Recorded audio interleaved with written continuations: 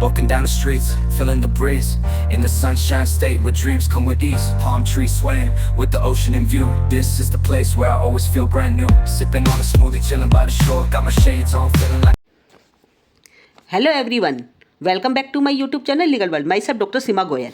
In the series of company law, today I am going to discuss one of the most important concepts relating to the company law, that is the share and share capital of the company.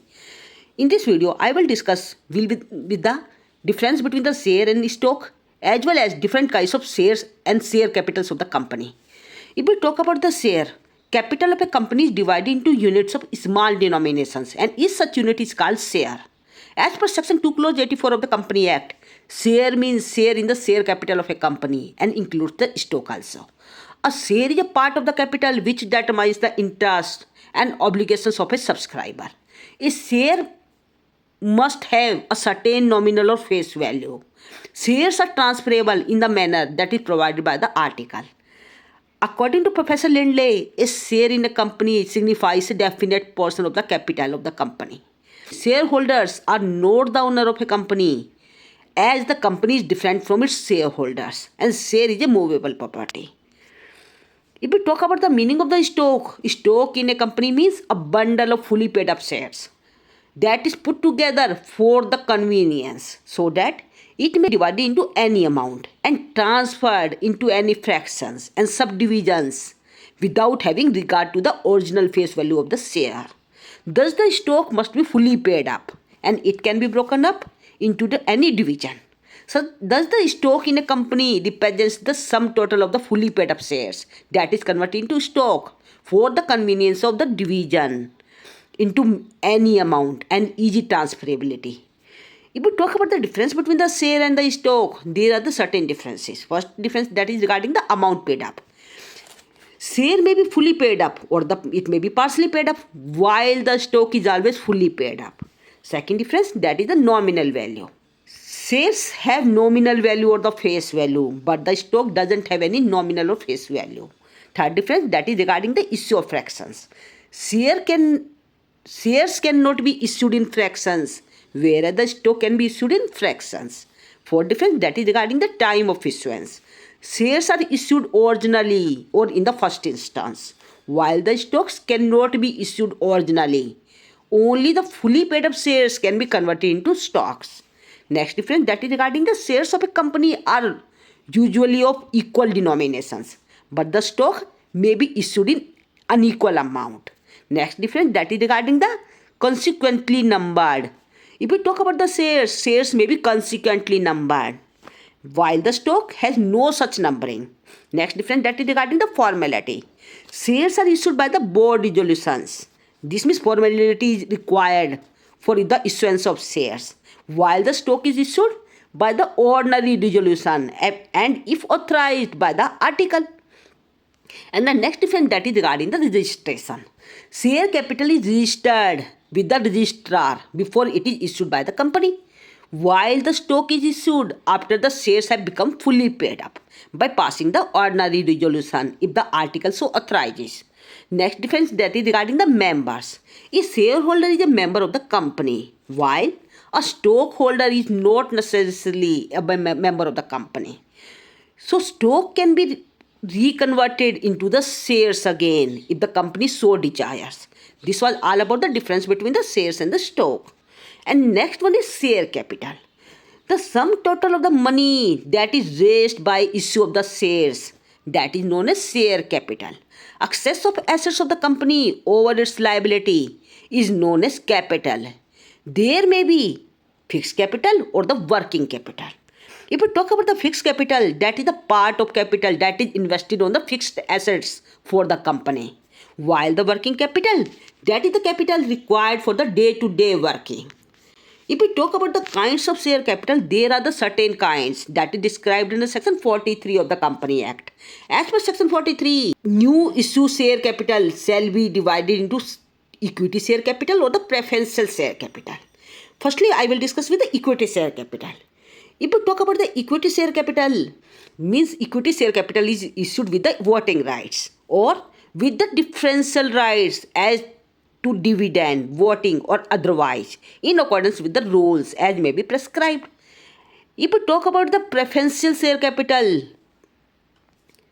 that is the with reference to any company limited by shares, means any part of issuance share capital of the company which carries or would carry a preferential right, that is known as preferential share capital. Means that right may be with respect to payment of dividend either as fully amount.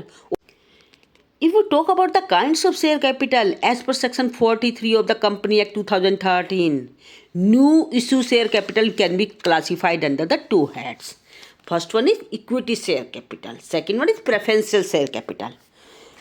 If we talk about the equity share capital is considered with the 2 points. First one is with voting rights. Second one is with differential rights as to dividend, voting or otherwise, in accordance with the rules as may be prescribed. This means equity share capital means any capital with reference to any company limited by shares. Means all the share capital which is not preferential share capital is known as equity share capital. While on the other hand, if we talk about the preferential share capital with reference to any company limited by shares, means any part of issuance share capital of the company which carries or would carry a preferential right with respect to the payment of dividend, fixed amount or an amount that is collected total at a fixed rate, which may either be free or subject to income tax. Second one is that is repayment. In case of winding up or the repayment of capital, preferential share capital may also be fully or partially participating rights. That is in surplus of the profit or the surplus capital. This means according to Schedule 3 of the Company Act, a company is required to show for each class of shares. According to Schedule 3 of the Company Act, a company is required to show for each class of share capital the number and amount of share authorized. Second, the number of shares issued, subscribed and fully paid up, and subscribed but not fully paid up. Firstly, I will discuss with the authorized share capital.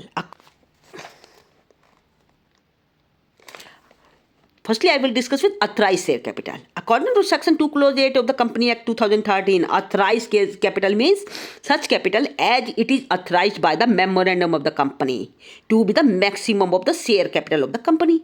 It is the maximum capital amount which the company is authorized to raise. This is sometimes referred as nominal share capital or registered share capital also. It means nominal value of the shares which the company is authorized to issue by its memorandum. That is known as authorized capital. It is the capital with which company is registered with the registrar of the companies. For example, a company may be registered with the authorized or nominal capital of rupees 5 lakh that is divided into 50,000 shares of 10 rupees each. This means stamp duty is on the basis of authorized capital. Second one is issued share capital. A company may not issue whole of the authorized capital in the beginning. Issued capital is that portion of authorized capital which is offered for subscription by the company. It may be equal or less than the authorized capital. The company issues its share capital as when need arises. For example, out of above authorized share capital of rupees 50,000 shares of the company may issue only 40,000 shares. The issued capital in that case would be rupees only 4 lakh. Next one is subscribed share capital. It is described as the nominal value of the shares that is subscribed by the public and others and shares allotted to them. The whole of the issued capital may or may not be subscribed by the public.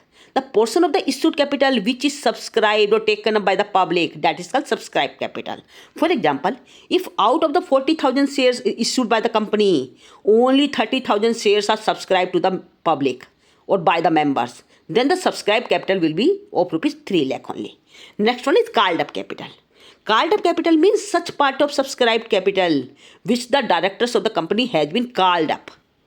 Generally, a company does not call up the whole amount of the shares in lump sum. The total amount that is called for the payment,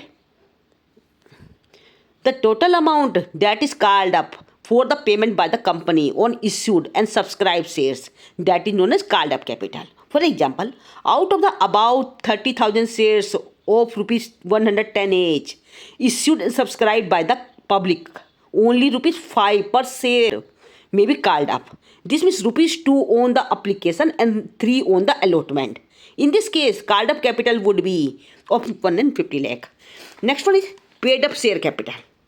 Share capital paid up, it is that part of called up capital for which the consideration has been received by the company in cash or otherwise, and it includes any amount credited as paid up in respect of the shares of the company, but doesn't include any other amount that is received in respect of shares of the company. For example, in the above example, if the company has called up rupees 5 per share on the 30,000 shares, the whole amount is received, the paid up share capital would be rupees 1,50,000. Next one is reserve capital. A company may have a certain portion of the share capital as reserve capital. That is the capital which cannot be called up if necessary. This can be done by passing a special resolution by the company. For example, if the company passes a special resolution receiving rupees 5 unpaid amount on these shares, per share of the amount above 30,000 shares, the reserve capital of the company would be rupees 1,50,000, which can be called up by the company if the company goes into liquidation. This reserve capital provides extra security to the creditors of the company. Next one is uncalled share capital, part of subscribed capital which has not been called up by the directors of the company. Next one is nature of the shares or debentures. The share and debentures or other interest of any member of the company shall be movable property that is transferable in the manner that is provided by the article of the company. Issuance of the share at premium, that is described in the section 52. When a company issues share at a price higher than the face or nominal value of the shares are said to be have been issued at premium. For example, if the nominal value of the share is rupees 10 and they are issued at rupees 50, then the issue of the shares is at premium of rupees 40. In the case, aggregate amount of the premium on those securities shall be transferred to the security premium account. If we talk about the premium account can be utilized by the company for the certain purposes. These purposes are for the issue of fully paid up bonus shares. Second one is for winding up of the preliminary expenses of the company. Third one is for winding up of the expenses of the commission paid or discount allowed or any issue of the shares or debentures of the company. Next one is for providing for premium payable on the redemption of any redeemable preferential shares or debentures of the company. And lastly, for the purposes of its own shares,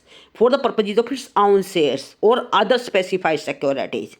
Securities premium account can be used for any of the purposes only with the sanction of the court. If we talk about the provision on the issue of the share of the discount, shares are said to be issued at discount if they are issued at a price less than the face value of the nominal value of the share. For example, if the face value of the share is rupees 100 and the shares are issued at rupees 94, then the issue of the shares is at discount and the amount discounted, that is rupees 6 per share. According to section 53, a company shall not issue the shares at discount except when the sweet equity shares is issued. If we talk about the sweet equity shares, the meaning of the sweet equity shares is described in the section 2 clause 88 of the Company Act. Sweet equity shares means equity shares issued by the company to its directors or employees at a discount. If we talk about the conditions for the issue of sweet equity shares, there are the certain conditions. A company may issue the sweet equity shares of a class of the shares already issued in the certain conditions. Number one, the issue of the equity shares is authorized by the special resolution passed by the company in the general meeting. Second, the resolution specifies the number of shares, the current market value, and the consideration, if any, the class or classes of the directors or employees to whom such shares may be issued. This was all about the share and share capital of the company. and this is one of the most important question for the examination point of view.